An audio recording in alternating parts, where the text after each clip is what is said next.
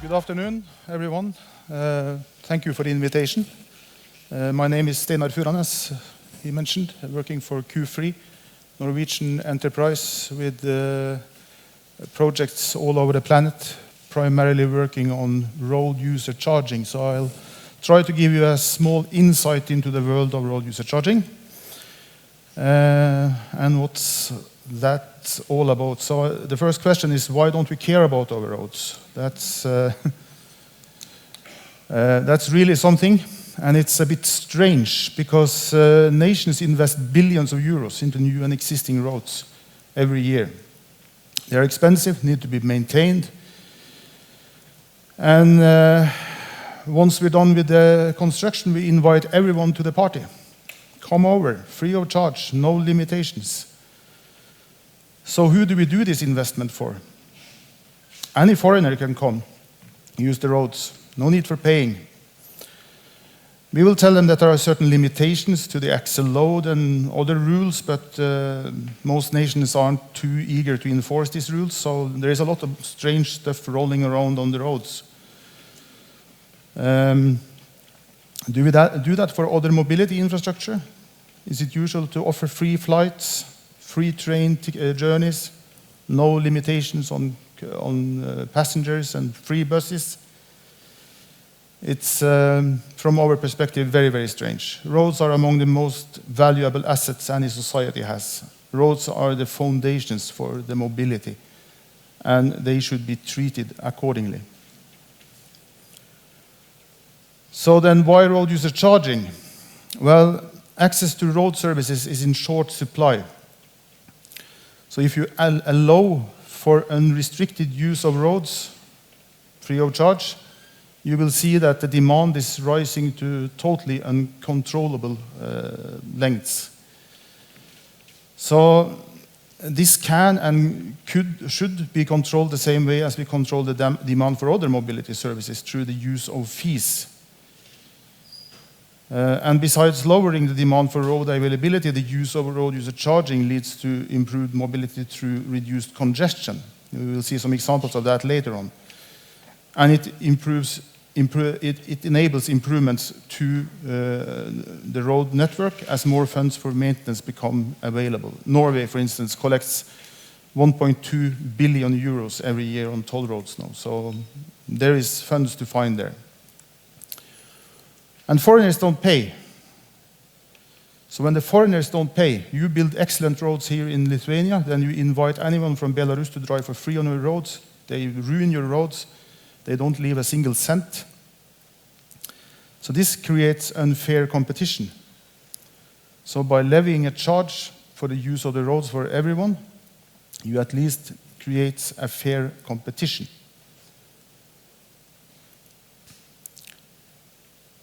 Road user charging is the most efficient tool for the improvement of mobility by applying these fees. And it also creates a fair competitive landscape, equalizing the economical burden between all the road users. Very important to remember is that road user charging means charging vehicles for their use of the roads, or the vehicle owner. Liability for payment rests with the vehicle owner, not the driver of the vehicle. So an app can always be a supplement to such a system, but should not be the foundation of it, because that will direct the liability for payment over to the driver. And if you drive for a haulier company, you might not be interested in handling the payments for that particular truck yourself, or be liable for it. If you look into the total landscape of Europe today, more than 12 billion euros are collected every year from toll operations. So let's have a look into road user charging. How does it look like? It is based on fully automatic free-flow toll collection, meaning there is an automatic detection and identification of the vehicles passing the charging point. So you achieve that identification either by using dedicated transponders in the vehicle that reveals a unique code when you pass the reader, or by automatic reading of the license plate. And in some systems we use both. Then the fee to be paid by the vehicle is determined by either a fixed price at the passage point, depending on the type of vehicle, or a time and location-based fee, which is quite common in many systems.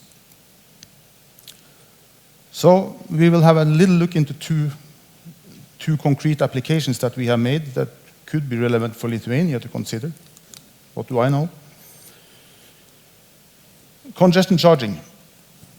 Reducing the urban traffic by the use of fees in periods where you have high demand for road services is a concept that is introduced in a few cities in Europe. It is in Stockholm, it is in Gothenburg, and it is in London. Q3 has delivered the system in Stockholm and Gothenburg. So the objective was to reduce the congestion by reducing the traffic, improve the mobility by reduced congestion, reduce the pollution, and improve the quality of life for the citizens in the city. And the two pictures you see there are taken the day before the start of the congestion tax in Stockholm in 2006 and the day after. The mobility improved by 100%, meaning travel time was cut in half. Traffic was reduced by 23%. That means that from one day where you had total standstill in traffic and congested traffic, you ended up with free-floating traffic and no congestion.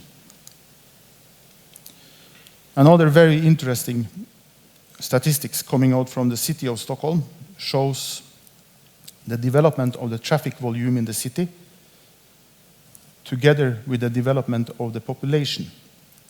So the blue bars are traffic measured crossing in and out of Stockholm during periods where you had no congestion tax. That's the blue ones. Then you see one red one in 2006 during the so-called trial, where you see the immediate effect of the traffic reduction. Then you got two blue ones, because following the trial, Stockholm was considering to make it permanent or not. And then you had 1 year of operation where you had no congestion charge again. And you see that the traffic immediately bounces relatively powerful back. Not as bad as it used to be, because people had started to change a little bit behavior, but still is a significant rise. But then following the permanent introduction of the system in 2007, you see that you have a almost flat and after a while a declining trend in the traffic volume. And then compare it with the line on top, which shows the total population in the city of Stockholm, which grew from 2006, it was 750,000 people, to 930,000 people in 2014.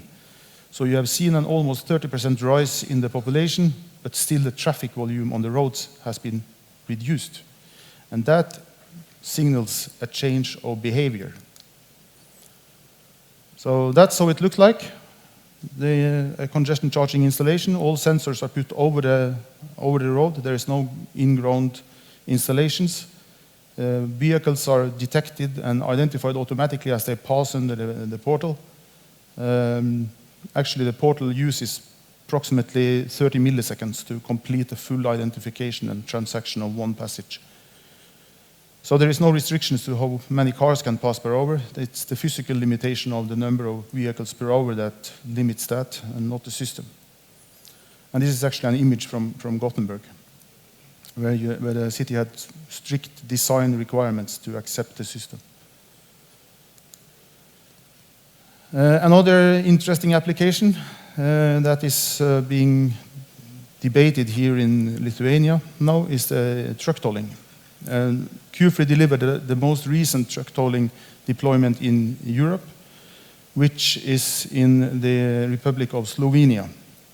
Slovenia, like Lithuania, typical transit country, lot of heavy goods transport going through the country, and as such, of course, heavy burden on the country's economy with the need for building and maintaining roads. So the total scope there is 613 kilometers of tolled road. And the system detects all vehicles. So that's more than 99.9% practically every vehicle is detected. The revenue from the system is 320 million euros. It equals a yield of 500,000 euros per annum per kilometer tolled road. That's something to consider. I think Lithuania has around 1,300 kilometers of similar type roads. So it says something about the revenue potential these kind of systems have. Road fee is paid by trucks only, heavy goods trucks, and the price depends on the axles, and it also depends on the Euro class of your engine. So if you have an old-fashioned smoking diesel engine, then you will pay more.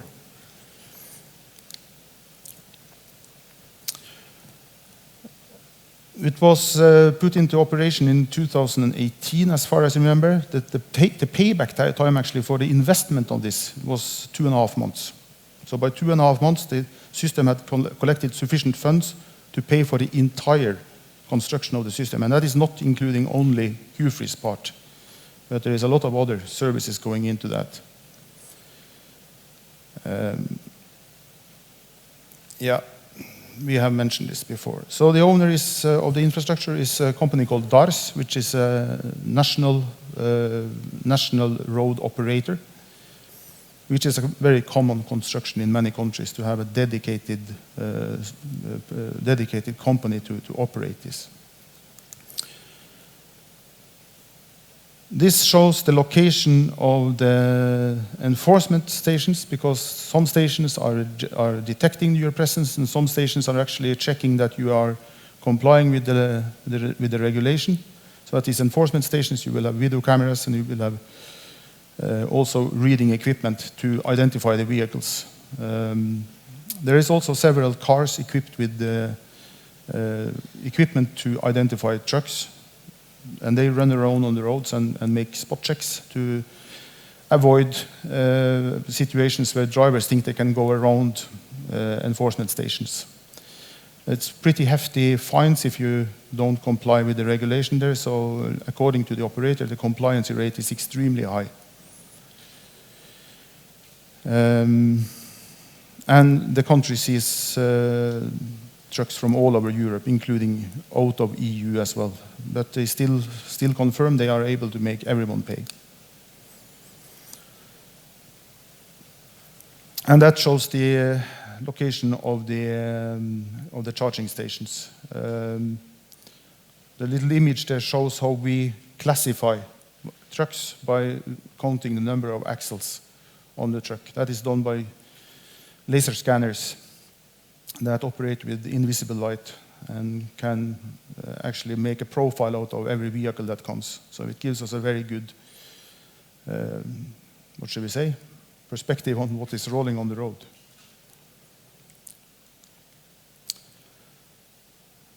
And that's how an enforcement station looks like. So there are a number of those in the country that will photograph you and identify you. And in case you didn't pay as you were supposed to, you will be chased by the operator, as this station will produce an evidential record that is used by the operator. And that's just an example of the transponder used in the vehicle. This one here operates on 5.8 gigahertz, extremely high frequency, and will be read by the roadside system when the distance from the truck is approximately 10 meters. You can go with extremely high speed, no limitations on that. And it also enables the driver to declare his class in case he puts on a trailer on the truck. That was all I had. It was 15 minutes, pretty close. So if someone has a question, I have 30 seconds, I see. Thank you, Steinar. We can probably applause. So, thank you. Your main message, yes, let's put the taxes into the cities, then we will have a more cleaner and more green air, right? Definitely. When we saw the results in Stockholm, for instance, air pollution was down by 14%.